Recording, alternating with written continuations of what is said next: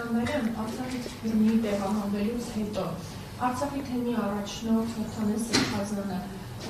ինչ քայլեր է ձեռնարկել, մասնավորապես համախմբելու եւ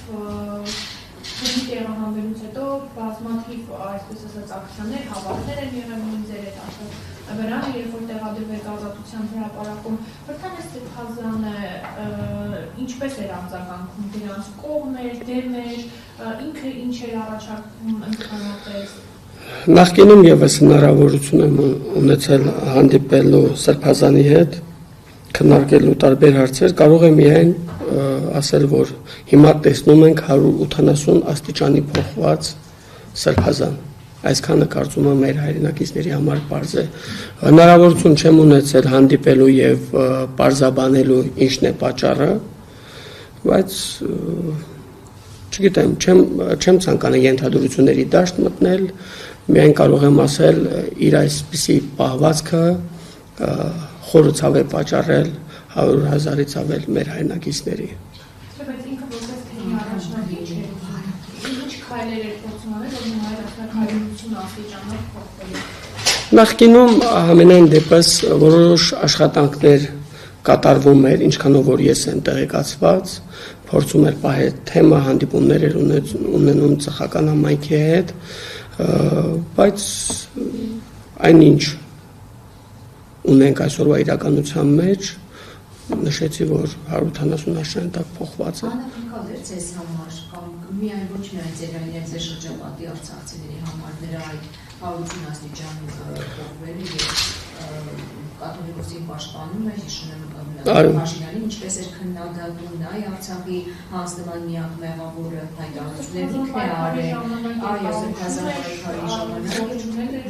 Եվ ասեմ, որ մենք առիթ ունեցել ենք իր գլխավորությամբ հանդիպելու վեհապարի հետ տարբեր խնդիրներ քննարկելու,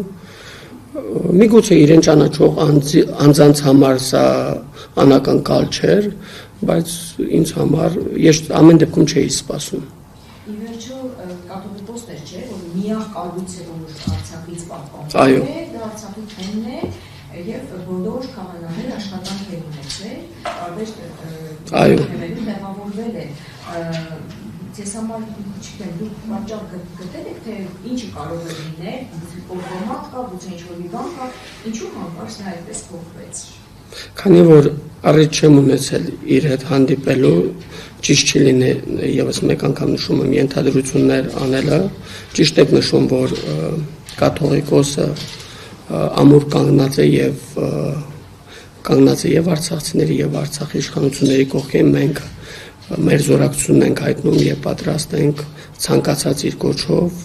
լինել այնտեղ, որտեղ որ պահանջվում է։ Սրբազանի մասով արցախցիները իրենց գնահատականը տվել են, Հովհաննես Սրբազանի մասին է խոսքը։ Մենք մեր մտահոգությունները եւս հայտնել ենք կաթողիկոսին, քանի որ չենք ցանկանում եկեղեցու գործերին խառնվել, իրենք ինչպես հարկ համարեն,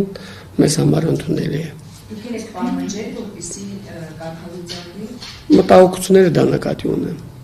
Իսկ թեմի քահանաները ինչ դիրքորոշում ունեն, որովհետեւ մենք այս ընթացքում, եթե չեմ սխալվում, միայն դիվանքի Վանահորդ Հովհաննեսի